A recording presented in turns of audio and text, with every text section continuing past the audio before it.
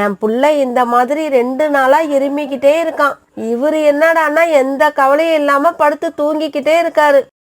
அம்மா அம்மா, இருமி இருமி எனக்கு நெஞ்செல்லாம் வலிக்குதுமா. டேய், இவரை நம்பினா வேலைக்கு ஆகாது. நீ வா, நான் உன்னை டாக்டர் கிட்ட அழைச்சிக்கிட்டு போறேன். இப்படி சொன்ன கோரிக்காகும் ஜக்குவை தூக்கிட்டு பறந்து டாக்டர் ஹாஸ்பிட்டலுக்கு பறந்து போச்சு. டாக்டர், என் பையனுக்கு 1 வாரமா இருமல் இருந்துகிட்டே இருக்குது. நானும் என்னென்னமோ செஞ்சு பார்த்துட்டேன். இருமல் நிக்கவே இல்லை. ராத்திரி எல்லாம் தூங்காம இருமிக்கிட்டே இருக்கான். அப்படியா? அவன் அந்த பெட்ல படுக்க வைங்க. பிறகு பறந்து டாக்டர் பெட்ல படுத்திருந்த ஜக்குவை நல்லா செக் பண்ணி பார்த்தாங்க. கோரி, இது குளிர்காலத்துல சாதாரணமா எல்லாருக்கும் வர பிரச்சனை தான். அதனால பயப்படுறதுக்கு ஒண்ணும் இல்ல. நான் குடுக்கற மருந்த கொடுங்க. அப்புறம் அது கூட சேர்த்து ஒரு 3 நாளைக்கு அவிச்ச முட்டை கொடுங்க. டாக்டர், இதையெல்லாம் கொடுத்தா என்னோட பையனுக்கு இருமல் போயிடும் தானே? நான் சொன்னதெல்லாம் கரெக்டா செஞ்சா இருமல் கண்டிப்பா போயிடும். டாக்டர், நீங்க சொன்னது எல்லாத்தையும் செய்யறேன். என் பையனை விட்டு இந்த இருமல் போனா போதும். இப்படி சொன்ன கோரிக்காகும் பிறகு ஜக்குவை தூக்கிட்டு தன்னுடைய வீட்டுக்கு பறந்து போச்சு. வீட்டுக்கு போன ஜக்கு மறுபடியும் இரும்ப ஆரம்பிச்சான். ஜக்குவோட இருமல் சத்தம் கேட்ட காலுக்காகவும் எந்திரிச்சு உட்காந்தது. காலுஜி, நம்ம பையனுக்கு தொடர்ந்து 3 நாள் அவிச்ச முட்டை கொடுக்கணும்னு பருந்து டாக்டர் சொல்லியிருக்காங்க. சீக்கிரமா போய் முட்டை வாங்கிக்கிட்டு வாங்க. என்னது, முட்டை வாங்கிக்கிட்டு வரணுமா? முட்டை வாங்கறதுக்கு என்கிட்ட பணம் இல்ல. எங்க அம்மா பேச்ச கேட்காம உங்களை கல்யாணம் பண்ணனது எவ்வளவு பெரிய தப்புன்னு எனக்கு இப்பதான் தெரியுது. நமக்கு இருக்கிறது ஒரே புள்ள.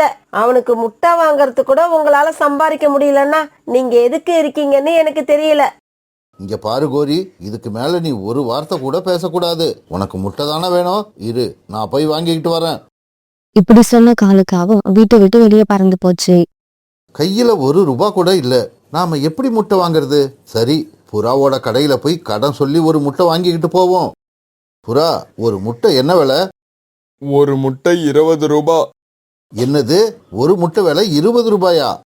இங்க பாரு காலு, என்கிட்ட இருக்கிறதுலாம் சாதாரண முட்டை இல்ல, நாட்டுக்கோழி முட்டை. அதனாலதான் இந்த விலை. சரி, முட்டையோட விலை 20 ரூபாயோ 50 ரூபாயோ எவ்வளவு வேணாலும் வச்சுக்க. எனக்கு இப்போ ஒரு முட்டை கொடு. இந்த முட்டைக்கு நாளைக்கு வந்து பணம் தரேன். நான் இந்த முட்டையை கடனுக்கு வாங்கிக்கிட்டு வந்து வைக்கல, ரெடி கேஷ் கொடுத்து வாங்கியிருக்கேன். அதனால என்னால இந்த முட்டையை கடன் கொடுக்க முடியாது. உடனே ஏமாற்றமான காலுக்காகவும் அங்கிருந்து பறந்து போச்சு. இப்படி கொஞ்ச தூரம் பறந்து போன காலுக்காகவும் ஒரு கூட்டுல ஒரு முட்டை மட்டும் தனியா இருக்கிறத பாத்துருச்சு. அதை பார்த்த காலுக்காகவும் உடனே அந்த கூட்டுக்கிட்ட போய் உட்கார்ந்தது. இந்த கூடு ரீட்டா கிளியோட கூடு. அப்பன்னா இந்த முட்டையும் கிளியோட முட்டையா தான் இருக்கும். வேற வழியே இல்ல. கோரியோட வாயை மூடணும்னா இந்த முட்டையை இப்ப எடுத்துக்கிட்டு தான் போயாகணும். ரீட்டா, என்ன மன்னிச்சிரு. இப்படி நினைச்ச காலுக்காகவும் பிறகு இந்த பக்கமும் அந்த பக்கமும் பார்த்தது. யாரும் அந்த இடத்துல இல்லைங்கிறத உறுதி செஞ்சுக்கிட்ட காலுக்காகவும் பிறகு ரீட்டா கிளியோட முட்டையை எடுத்துக்கிட்டு தன்னோட வீட்டுக்கு பறந்து போச்சு. காலுஜி, இந்த முட்டையை எங்க இருந்து வாங்கிட்டு வந்தீங்க? என்ன இது அதிசயமா கேள்வி கேட்கிற? எல்லாரும் எங்க இருந்து முட்டை வாங்கிக்கிட்டு வருவாங்களோ அதே மாதிரி தான் புறாவோட கடையில இருந்து நான் முட்டை வாங்கிக்கிட்டு வரேன். ஒரு முட்டையோட விலை 20 ரூபாய். இந்த புறாவுக்கு இப்ப பேராசை அதிகமாயிடுச்சு. 20 ரூபாய் பணத்தை வாங்கிக்கிட்டு குருவி முட்டை மாதிரி இருக்கிற இந்த சின்ன முட்டையை கொடுத்துருக்கு. என்னது, குருவி முட்டை மாதிரி இருக்கா? நல்ல வேளை கிளி முட்டை மாதிரி இருக்குன்னு சொல்லல. பிறகு கோரிக்காக அடுப்பை பத்த வச்சு காலுக்காக எடுத்துட்டு வந்த முட்டையை அவிக்க ஆரம்பிச்சது. பிறகு அந்த முட்டையை எடுத்து ஜக்குவுக்கு சாப்பிட கொடுத்துச்சு. சாப்பிட்றா ஜக்கு, நல்லா சாப்பிடு. உங்க அப்பா எப்படியும் இன்னும் 2 நாளைக்கு உனக்கு முட்டை வாங்கிட்டு வந்து கொடுப்பாங்க. கோரி, நான் வாங்கிக்கிட்டு வந்து கொடுக்கற நிலைமையில இல்ல. யார் கூட்டுல இருந்தாவது எடுத்துக்கிட்டு வந்து கொடுக்கற நிலைமையில தான் இருக்கேன். போச்சு போச்சு, என்னோட முட்டை போயிடுச்சு. முட்டைய கூட்டுல வச்சுட்டு தண்ணி குடிக்கிறதுக்காக இப்பதான் போனேன். அதுக்குள்ள யாரோ என்னோட முட்டைய திருடிக்கிட்டு போயிட்டாங்க. தன்னோட கூட்டுல இருந்த முட்டை இப்ப திருட்டு போனதை நினைச்சு ரீட்டாக்கிளி அழ ஆரம்பிச்சது. இப்படி கொஞ்ச நேரம் ஆயுத ரீட்டாக்கிளி பிறகு சோனா குருவியை பார்க்க பறந்து போச்சு. சோனா சோனா, என்னோட முட்டைய யாரோ திருடிட்டாங்க. கூட்டுல முட்டைய வச்சுட்டு தண்ணி குடிக்க தான் போனேன். திரும்பி வந்து பார்த்தா முட்டை அங்க இல்ல. ரீட்டா, நம்ம காட்டுல முட்டை திருடு போய் ரொம்ப நாள் ஆகுது. இப்ப புதுசா யாரு முட்டையை திருட ஆரம்பிச்சிருக்காங்கன்னு கண்டுபிடிக்கணும். முட்டை வாங்க காசு இல்லாத காலுக்காகவும் பிறகு மறுபடியும் முட்டையை தேடிக்கிட்டு பறந்து போச்சு. ரொம்பவும் உயரமா பறந்து போய் எந்த கூட்டுல முட்டை இருக்குன்னு தேட ஆரம்பிச்சது. இப்படி ரொம்ப நேரம் தேடினதுக்கு அப்புறம் ஒரு கூட்டுல முட்டை இருக்காத பாத்துருச்சு. பிறகு அந்த முட்டையை எடுத்துக்கிட்டு தன்னோட வீட்டை நோக்கி பறந்து போச்சு. ஜக்கு, உங்க அப்பா என்னதான் சோம்பேறியா இருந்தாலும் தன்னோட பையனுக்கு ஒண்ணுன்னா துடிச்சு போயிடுவாரு. இன்னைக்கும் உங்க அப்பா உனக்காக முட்டை வாங்கிட்டு வந்துட்டாங்க. என்னங்க, நேத்து வாங்கிக்கிட்டு வந்த முட்டை வேற மாதிரி இருந்தது, இன்னைக்கு வாங்கிக்கிட்டு வந்த முட்டை வேற மாதிரி இருக்கு. இங்க பாரு கோரி, நம்ம புல்ல சாப்பிட்றதுக்கு தினமும் முட்டை கிடைக்குதுன்னு சந்தோஷப்படு. கோழி நாம நினைச்ச மாதிரி முட்டை இடாது. பிறகு கோரிக்காக அந்த முட்டையை எடுத்து அவிச்சு தன்னோட பையன் ஜக்குக்கு கொடுத்துச்சு. காலுஜி, இப்ப 2 நாளா நம்ம பையனுக்கு மருந்து கூட சேர்த்து முட்டைய கொடுத்த உடனே இருமல் இப்ப கண்ட்ரோல் ஆயிடுச்சு. நாளைக்கு மட்டும் எப்படியாவது ஒரு முட்டை வாங்கிட்டு வந்துருங்க. மறுநாள் காலையில நதிக்கரைக்கு தண்ணீர் எடுக்க போன சோனா குருவி அங்க கோரிக்காகத்தை சந்திச்சது. கோரி அக்கா, உங்க பையனுக்கு இப்ப இருமல் எப்படி இருக்கு? போன வாரம் அவனை பாக்குறப்ப ரொம்ப இருமிக்கிட்டு இருந்தான். இப்ப பரவாயில்ல சோனா. பருந்து டாக்டர் மருந்து கொடுக்கற 3 நாளைக்கும் அவிச்ச முட்டை கொடுக்க சொன்னாரு. அவர் சொன்னபடி 2 நாள் முட்டை கொடுத்தாச்சு. நாளைக்கு ஒரு முட்டை கொடுத்துட்டா என் பையனுக்கு இருமல் சுத்தமா சரியா போயிடும். கோரிக்கா அவன் முட்டைய பத்தி பேசின உடனே சோனா குருவிக்கு சந்தேகம் வந்துருச்சு. என்னது, அவிச்ச முட்டையா? ஆமா, முட்டை நீங்க எங்க வாங்குறீங்க? வேற எங்க வாங்குவோம்? எல்லாரும் வாங்குற மாதிரி புறா கடையில இருந்து தான் காலுஜி முட்டை வாங்கிட்டு வராரு. எனக்கு என்னவோ சந்தேகமா இருக்கு. புறா அண்ணா கிட்ட போய் இத பத்தி விசாரிச்சாகணும். இப்படி நினைச்ச சோனா குருவி பிறகு புறாவோட கடையை நோக்கி பறந்து போச்சு. சோனா, காளி என்கிட்ட வந்து காசு இல்ல முட்டைய கடனா கொடுன்னு கேட்டுச்சு. நான் கடன் கொடுக்க முடியாதுன்னு சொன்ன உடனே இங்க இருந்து போயிடுச்சு. அவ்வளவுதான். மத்தபடி காலு இதுவரைக்கும் என்னோட கடையில இருந்து ஒரு முட்டை கூட வாங்கவே இல்ல. நான் சந்தேகப்பட்டது சரியா போச்சு. கண்டிப்பா நம்ம காட்டுல முட்டை திருடு போறதுக்கும் இந்த காலனனுக்கும் ஏதோ சம்பந்தம் இருக்கு. சோனா, நீ இப்ப முட்டையிட்டு இருக்கல்ல? ஆமா புறா அண்ணா, நான் முட்டையிட்டு 3 நாள் ஆகுது. அது சரி, ராணா குருவி எங்க? அவரு வேலை விஷயமா பக்கத்து காட்டுக்கு போயிருக்காரு. வரதுக்கு 2 நாள் ஆகும். சோனா, எதுக்கும் நீ உன்னோட முட்டைய பத்திரமா பாத்துக்க. முட்டைய தனியா விட்டுட்டு எங்கேயும் போயிடாத. புறாண்ணா, நீங்க சொன்ன உடனே தான் எனக்கு பயம் வருது. இப்ப கூட என் கூட்டுல முட்டை தனியா தான் இருக்கு. நான் இப்பவே கிளம்புறேன். இவங்க இப்படி பேசிக்கிட்டு இருக்கப்ப காலுக்காக அந்த வழியா பறந்து போச்சு. சோனா, காலுக்காக உன்னோட கூட்டு பக்கமா பறந்து போகுது. வா, பின்னாடியே போய் என்ன நடக்குதுன்னு பாப்போம். இப்படி பேசிக்கிட்ட இவங்க 2 பேரும் பிறகு காலுக்காக பின்னாடியே பறந்து போனாங்க. சோனா குருவியோட கூட்டுல முட்டை தனியா இருக்கிறத பார்த்த காலுக்காகவும் அங்க போய் உட்கார்ந்தது. ஆஹா, 3வது நாளும் நமக்கு முட்டை கிடைச்சிருச்சு. இந்த முட்டையை மட்டும் எடுத்துக்கிட்டு போயிட்டோம்னா இதுக்கப்புறம் நாம இப்படி பயந்து பயந்து திருடணும்னு அவசியமே இல்லை. இப்படி நினைச்ச காலுக்காகவும் அந்த முட்டைய தன்னோட வாயில தூக்கிக்கிச்சு. இந்த சமயத்துல புறாவும் சோனா குருவியும் காலுக்காக பக்கத்துல போய் உட்கார்ந்தாங்க. காலண்ணா, என்னோட முட்டைய தூக்கிக்கிட்டு எங்க போலான்னு பாக்குறீங்க? சோனா, நான் சொல்றத கேளு. நான் முட்டையை திருட வரல. முட்டைக்குள்ள உள்ள குழந்தையோட வளர்ச்சி எப்படி இருக்குன்னு தான் பார்த்துக்கிட்டு இருக்கேன். காலு, நீ என்ன உன்னோட வாய்க்குள்ள ஸ்கேனிங் மிஷின் வச்சிருக்கியா? பிறகு புறாவும் சோனா குருவியும் சேர்ந்து காலுக்காகத்தை கம்பு எடுத்து அடிக்க ஆரம்பிச்சாங்க. காப்பாத்துங்க, என்ன காப்பாத்துங்க. கோரி, என்ன காப்பாத்து. காலுக்காக இப்படி அடி வாங்கிட்டு இருக்க செய்தியை கேட்ட கோரிக்காகவும் அங்க வந்துச்சு. கோரி, நல்ல சமயத்துல வந்து என்ன காப்பாத்துன. என்ன அடிச்ச இந்த புறாவையும் இந்த சோனா குருவியும் பதிலுக்கு பதில் நீ அடிச்சே ஆகணும். காலுஜி, நான் இப்ப அடிக்க வந்தது அவங்கள இல்ல, உங்களதான். பெத்த குழந்தைக்கு 3 முட்டை கூட வாங்கி தர வழி இல்லாத உங்களுக்கெல்லாம் எதுக்கு கல்யாணம்? இப்படி கேட்ட கோரிக்காகவும் பிறகு காலுக்காகத்தை அடிக்க ஆரம்பிக்க புறாவும் சோனா குருவியும் அதை பார்த்து சிரிக்க ஆரம்பிச்சாங்க. காலுக்காகவும் கோரிக்காகவும் தன்னோட வீட்டை விட்டு காலையிலே கிளம்பி வெளியில பறந்து போனாங்க. இப்படி பறந்து போனவங்க ஒரு மரத்தோட கிடையில உட்காந்து இந்த மாதிரி பேச ஆரம்பிச்சாங்க. கோரி, ஒவ்வொரு நாளும் நாம உணவுக்கு பெரிய போராட்டம் நடத்த வேண்டியிருக்கு. இப்பெல்லாம் எல்லா பறவைகளும் புத்திசாலி ஆயிட்டாங்க. அவங்கள ஏமாத்துறது ரொம்பவும் கஷ்டமா இருக்கு. காலுஜி, ஒரு பறவையை ஏமாத்த நாம எவ்வளவுதான் கஷ்டப்பட்டாலும் அந்த பறவையை நாம ஏமாத்திட்டோம்னு நினைக்கிறப்ப கிடைக்கிற சந்தோஷத்துக்கு முன்னாடி நம்ம பட்ட கஷ்டம் எல்லாம் மறைஞ்சு போயிடும். சரி கோரி, வா நாம கிளம்புவோம். இன்னைக்கு நம்ம கிட்ட எந்த பறவை ஏமாற போகுதுன்னு தெரியல. இப்படி பேசிக்கிட்ட காலுக்காகவும் கோரிக்காகவும் அவங்க இருந்து பறந்து போய் தங்களுக்கான உணவை தேட ஆரம்பிச்சாங்க. இப்படி பறந்து போன அவங்களுக்கு அன்னைக்கு நேரம் சரியில்லை போல இருக்கு. அன்னைக்கு இவங்க பறவைகள் இல்லாத நிறைய கூடுகளை பார்த்தாங்க. ஆனா அந்த கூட்டுல எல்லாம் தானியங்களோ பழங்களோ இல்ல. தானியங்களும் பழங்களும் இருந்த கூட்டுல எல்லா பறவைகளும் உட்கார்ந்துருந்தாங்க. இப்படி ரொம்ப நேரம் பறந்து போய்கிட்டு இருக்காங்க. மறுபடியும் ஒரு மரத்தடியில உட்காந்து பேச ஆரம்பிச்சாங்க. என்ன கோரி, இன்னைக்கு நமக்கு ரொம்ப பேட் டைமா இருக்கும் போல இருக்கு. ஆமாம் காலுஜி, உணவு இருக்கிற கூட்டுல எல்லாம் பறவைகள் இருக்காங்க, பறவைகள் இல்லாத கூட்டுல உணவே இல்ல.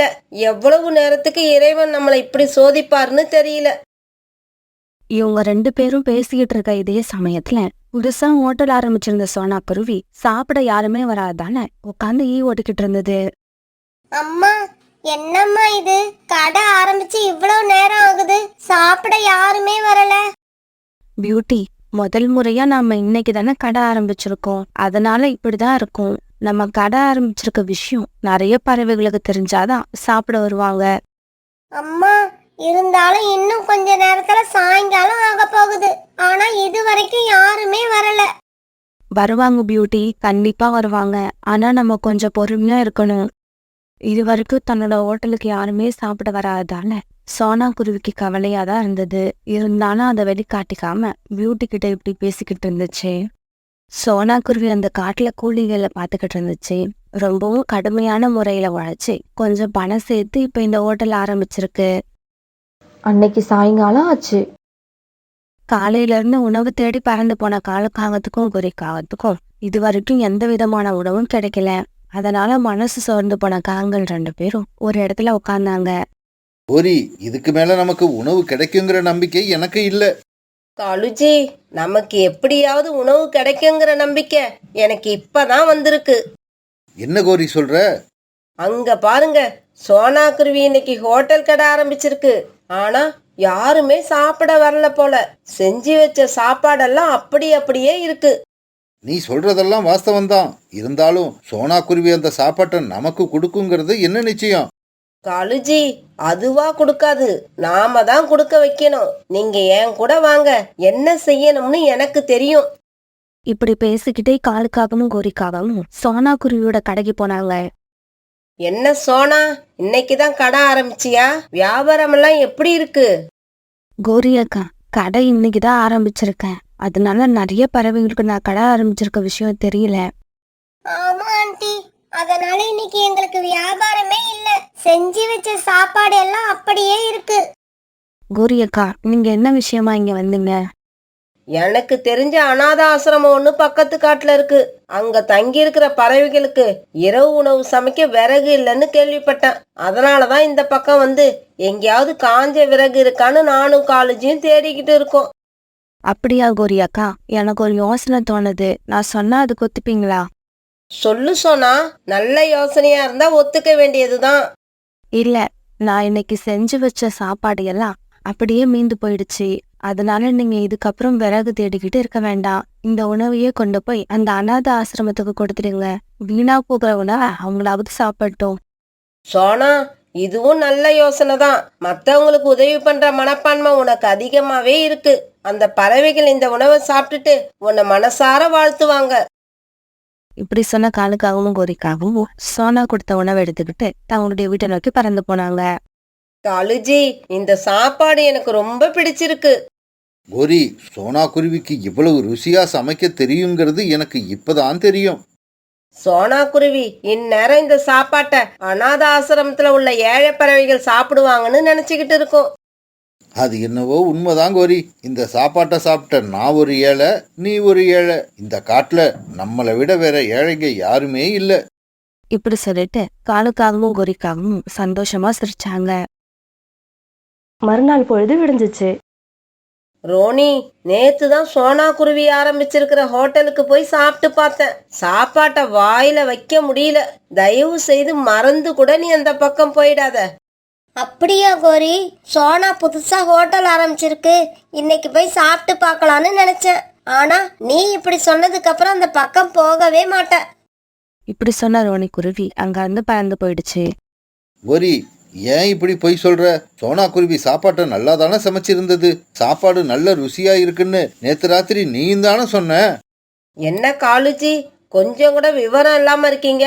எல்லா பறவைகளும் சோனா குருவி கடைக்கு போய் சாப்பிட ஆரம்பிச்சிட்டாங்கன்னா நமக்கு எப்படி சாப்பாடு கிடைக்கும்? என்னோட ஆசை என்ன தெரியுமா? சோனா குருவியோட கடையில வியாபாரமே நடக்க கூடாது. சமைச்சு வச்ச சாப்பாடு எல்லாம் அப்படியே இருக்கணும். ராத்திரி நாம போய் அனாதை ஆசிரமத்துக்குன்னு பொய் சொல்லி அந்த சாப்பாட்டை எடுத்துக்கிட்டு போய் வீட்டுல உட்காந்து திருப்தியா சாப்பிட்டுட்டு நிம்மதியா தூங்கணும். கோரி, வர வர உன்னோட ஐடியாலாம் வேற லெவல்ல இருக்கு. சரி சரி, நீங்க வேற பக்கம் பறந்து போய் 4 பறவைகளை பார்த்து நான் ரோனி குருவி கிட்ட என்ன சொன்னானோ அதை அப்படியே சொல்லுங்க. கோரிக்காக இப்படி சொன்னதும் காலுக்காக வேற பக்கம் பறந்து போய் கண்ணில் பட்ட பறவைகள் கிட்ட எல்லாம் சோனா குருவி கடையில உணவு சரியில்லைன்னு சொல்ல ஆரம்பிச்சது. இப்படி அன்னைக்கு பூரா காலுக்காகவும் கோரிக்காகவும் பாக்குற பறவைகள் கிட்ட எல்லாம் சோனா குருவியோட ஹோட்டல் சாப்பாடு நல்லா இல்லைன்னு போய் சொல்ல ஆரம்பிச்சாங்க. பிறகு அன்னைக்கு ராத்திரி ஆனதும் காலுக்காகவும் கோரிக்காகவும் சோனா குருவியோட கடைக்கு வந்து சோனா குருவியோட கடையில வியாபாரம் ஆகாம இருந்த உணவை அனாத ஆசிரமத்துக்குன்னு போய் சொல்லி வாங்கிட்டு போய் சாப்பிட ஆரம்பிச்சாங்க. இப்படியே சில நாட்கள் நகர்ந்துச்சு. சோனா குருவியோட கடையில உள்ள உணவு எல்லாம் ருசியா இல்லைன்னு மற்ற பறவைகளோட மனசுல ஒரு தவறான எண்ணத்தை ஏற்படுத்தின காலுக்காகவும் கோரிக்காகவும் ஒரு நாள் சாயங்காலமா மீந்து போயிருந்த உணவை வாங்கறதுக்காக சோனா குருவியோட கடைக்கு பறந்து வந்தாங்க. கோரி அக்கா, வர வர எங்க கடையோட நிலைமை ரொம்ப மோசமா போகுது. அதனால கடையை சாத்திட்டு மறுபடியும் வயல்ல போய் கூலி வேலை செய்யலான்னு இருக்கேன். சோனா குருவி இப்படி சொன்ன உடனே கோரிக்காகத்துக்கும் காலுக்காகத்துக்கும் பயம் வந்துருச்சு. சோனா, அவசரப்பட்டு கடையை சாத்திடாத. தினமும் இப்படி உணவு மீந்து போறத நினைச்சு மனச மட்டும் தளர விட்டுறாத. நீ இதே மாதிரி கடையை நடத்திக்கிட்டே இரு. ஒரு நாள் இல்ல ஒரு நாள் உன் கடையில வியாபாரம் நல்லா நடக்க ஆரம்பிச்சிடும். கோரி அக்கா, அப்படி நினைச்சுதான் இத்தனை நாளா நான் கடையை நடத்திக்கிட்டு இருக்கேன். இருந்தாலும் வர வர என்னோட நம்பிக்கை கொஞ்சம் கொஞ்சமா குறைஞ்சுக்கிட்டே போகுது. கோரி, பேசிக்கிட்டே இருக்காத, சீக்கிரமா உணவை வாங்கிக்கிட்டு கிளம்பு. அனாத ஆசிரமத்துல இருக்கிற பறவைகள் எல்லாம் அப்புறம் சாப்பிடாமலேயே தூங்கிடுவாங்க. பிறகு காலுக்காகவும் கோரிக்காகவும் சோனா குருவி கடையில மீந்திருந்த உணவையெல்லாம் எடுத்துக்கிட்டு தங்களுடைய வீட்டுக்கு பறந்து போனாங்க. அம்மா அம்மா, அனாத ஆசிரமத்துல உள்ள பறவைகளை எல்லாம் பார்க்கணும் போல இருக்கு. அப்புறம் அவங்களுக்கெல்லாம் ஏன் கையால உணவு பரிமாறணும்னு ஆசைப்படுறேன். அவ்வளவுதானே, தெரிவா, நம்மளும் கடையை சாத்திட்டு காங்கள் கூடவே அந்த அனாத ஆசிரமத்துக்கு போவோம். இப்படி பேசிக்கிட்ட சோனா குருவியும் பியூட்டியும் பிறகு தங்களுடைய கடையை மூடிட்டு காங்கங்கள் பின்னாலேயே பறந்து போனாங்க. தங்களுடைய வீட்டுக்கு போன காங்கள் 2 பேரும் சோனா குருவி கிட்ட இருந்து வாங்கிட்டு வந்த உணவை எடுத்து வச்சு சாப்பிட ஆரம்பிச்சாங்க. காலுஜி, சாப்பாடு எப்படி இருந்தது? வழக்கம் போல சோனா குருவியோட சாப்பாடு ரொம்ப ருசியா தான் இருந்தது. காலுஜி, நாளைக்கும் எப்போதும் போல கண்ணுல படுற பறவைகளை பார்த்து சோனா குருவியோட கடையில சாப்பாடு சரியில்லை, யாரும் சாப்பிடாதீங்கன்னு மறக்காம சொல்லுங்க. ஆமாங்கோரி, பகல்ல நாம அப்படி ஹார்ட் ஒர்க் பண்ணுனாதான் ராத்திரியில இந்த மாதிரி ருசியான சாப்பாடு கிடைக்கும். காங்கள் இப்படி பேசிக்கிறது எல்லாம் சோனா குருவியும் பியூட்டியும் ஜன்னல் வழியா பாத்துக்கிட்டே இருந்தாங்க. பியூட்டி, நம்ம கடைக்கு ஏன் யாருமே சாப்பிட வரலங்கிற உண்மை எனக்கு இப்பதான் தெரியுது. அம்மா, இந்த காகங்களை இப்ப என்ன பண்றது? இப்போ ஒன்னும் செய்ய வேண்டாம் பியூட்டி, இந்த காகங்களை நம்ம அப்புறமா கவனிச்சுப்போம். இப்போதைக்கு நாம செய்ய வேண்டிய முக்கியமான வேலை நம்ம கடைக்கு எல்லா பறவைகளையும் வர வச்சு சாப்பிட வைக்கணும். அதுக்கு என்கிட்ட வேற ஒரு ஐடியா இருக்கு. இலவசம் இலவசம் இலவசம். இன்னைக்கு நம்ம கடையில சாப்பிட வரவங்க எல்லாருக்குமே உணவு இலவசம். ஆமாங்க, எல்லாரும் வாங்க, காசு கொடுக்காம சாப்பிட்டுட்டு போங்க. இன்னைக்கு முழுக்க நம்ம கடையில சாப்பிட வர எல்லாருக்குமே உணவு இலவசம். பியூட்டியும் சோனா குருவியும் இப்படி மாறி மாறி கத்த சோனா குருவியோட கடைக்கு இப்ப கொஞ்சம் பறவைகள் சாப்பிட வந்தாங்க. சொன்னா கேளுங்க, உங்களுக்கு எத்தனை தடவை சொல்றது? சோனா குருவி கடையில சாப்பிட்டீங்கன்னா உடனே வயிற்று வலி வந்துரும். இங்க பாரு கோரி, இன்னைக்கு சோனா குருவியோட கடையில உணவை இலவசமா கொடுக்கறாங்களாம். நான்லாம் ஃப்ரீயா கொடுத்தா பெனாயிலேயே குடிக்கிறவ. கொஞ்சம் அப்படி ஓரமா போய் உக்காரு, நான் போய் சாப்பாட்டை சாப்பிட்டுட்டு வந்து எப்படி இருக்குன்னு சொல்றேன். காலுக்காகவும் கோரிக்காகவும் சோனா குருவி கடைக்கு போற எல்லா பறவைகளுக்கும் தடுத்து நிறுத்த எவ்வளவோ முயற்சி பண்ணினாங்க. ஆனா முடியல. எல்லா பறவைகளும் சோனா குருவி கடைக்கு போய் சாப்பாட்டை சாப்பிட ஆரம்பிச்சாங்க. ஆஹா, இப்படி ஒரு ருசியான சாப்பாட்டை நான் இது வரைக்கும் சாப்பிட்டதே இல்லை. சாப்பாடுன்னா சாப்பாடு, இதுதான் சாப்பாடு. இதுக்கப்புறம் நான் தினமும் இங்கேதான் வந்து சாப்பிட போறேன். அடப்பாவமே, இந்த காகங்களோட பேச்சை கேட்டு இத்தனை நாள் இந்த மாதிரி ஒரு அருமையான உணவை மிஸ் பண்ணிட்டேன். 1 வீக் லேட்டர். இப்ப எல்லாம் சோனா குருவியோட கடையில சாப்பிட நிறைய பறவைகள் கூட்ட கூட்டமா வந்தாங்க. அதனால சோனாவும் பியூட்டியும் ரொம்ப சந்தோஷமா இருந்தாங்க. அன்னைக்கு சாயங்காலம் வியாபாரத்தை முடிச்சிட்டு கடையை சாத்தினாங்க. இதையெல்லாம் ஒரு மரத்து மேல உட்கார்ந்துருந்த காலுக்காகவும் குறிக்காகவும் சோகமா பாத்துக்கிட்டு இருந்தாங்க. வீட்டுக்கு கிளம்ப போற நேரத்துல காங்களை பார்த்த பியூட்டி அவங்கள பார்த்து இப்படி சொல்லுச்சு. கால் அங்கிள், கோரி ஆண்டி, எங்க கடை வாசல்ல இறஞ்சி கிடக்கிற உணவை எல்லாம் சீக்கிரமா சாப்பிட்டு சுத்தம் பண்ணிடுங்க. நாளைக்கு காலையில நாங்க வர்றப்ப எங்க கடை வாசல் சுத்தமா இருக்கணும். இப்படி சொன்ன பியூட்டி பிறகு தான் அம்மா சோனா குருவி கூட தன்னுடைய வீட்டுக்கு பறந்து போச்சு.